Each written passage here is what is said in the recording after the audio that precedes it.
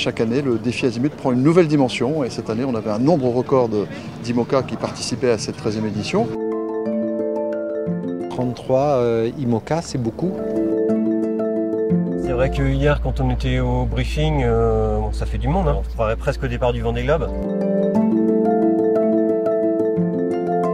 Voilà. Allez, s'il vous plaît. Je vais chercher la compétition à haut niveau et je pense que techniquement et sportivement, sur cette classe IMOCA, on est gâté.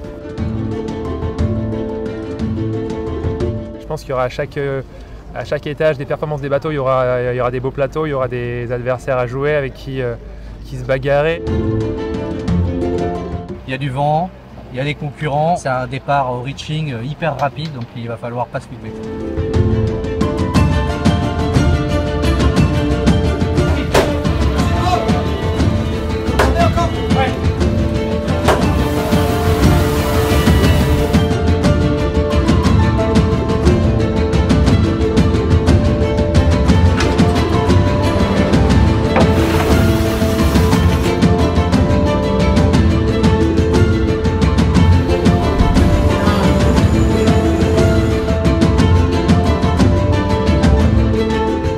Beau mélange, un mix d'adrénaline, j'imagine d'envie, de vitesse, d'inconfort un petit peu parce que les premières heures avec les conditions météo risquent d'être un petit peu musclées, on va dire toniques.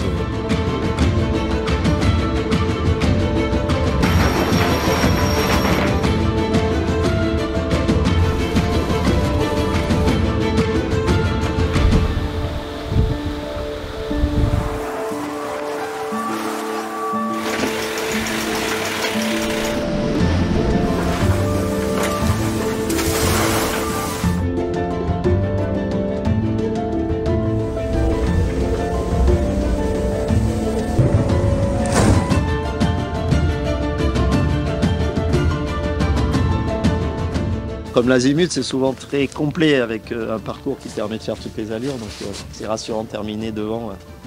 Ça veut dire qu'en termes de vitesse, on n'est pas à la rue, loin de là. Il y a un gros niveau, donc quand tu gagnes des courses comme ça, aussi intenses, c'est que t'es pas mal. Moi, ça va être ma 3e victoire, et puis Franck, c'est la première. Ouais, je crois. Bon, voilà. Donc j'aime bien cette course, et elle me le rend bien.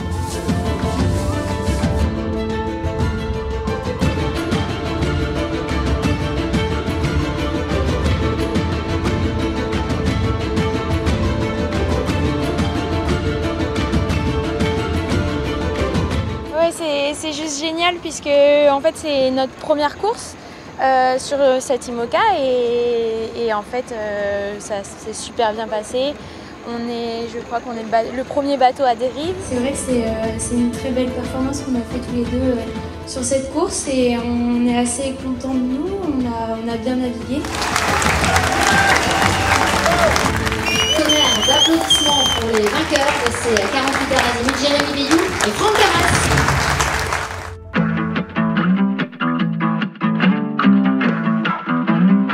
Alors aujourd'hui c'est les runs sur le défi Azimut. Le principe c'est qu'on fait des petites sections chronométrées. Le principe c'est d'être le plus rapide possible sur cette section de parcours qui va être un peu plus d'1,5 mille je pense. Vous avez les casques à récupérer quand vous viendrez monter sur le bateau. C'est une journée plutôt fun pour tout le monde. C'est l'occasion d'embarquer des invités, des partenaires du bateau. Il y a vraiment un côté convivial et puis les partenaires ils attendent ça quand même avec impatience. C'est ce qui fait la valeur ajoutée du défi Azimut, donc c'est pour ça qu'on est là, quoi.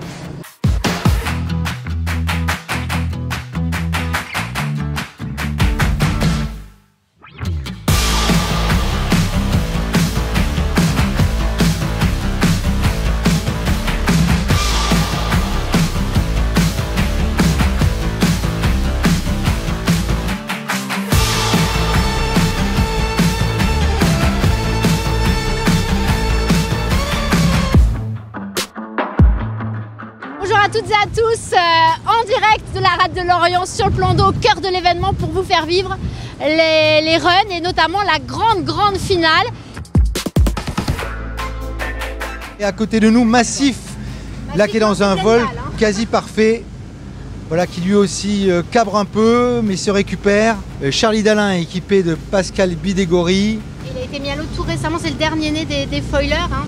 C'était au mois de juin, donc il a gagné la Fastnet dans la foulée.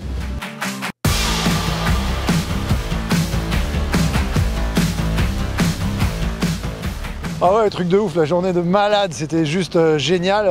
Il y avait pas mal de mer, ce qui était inhabituel pour des runs, mais par contre, ouais, il y avait du vent. Et pour le dernier run, on s'est dit, on attend les dernières minutes, le vent monte, et on a bien réglé, bien rempli tous les ballasts comme il fallait. Et puis voilà, ça l'a fait, on est parti ouais, comme des avions, et c'était génial.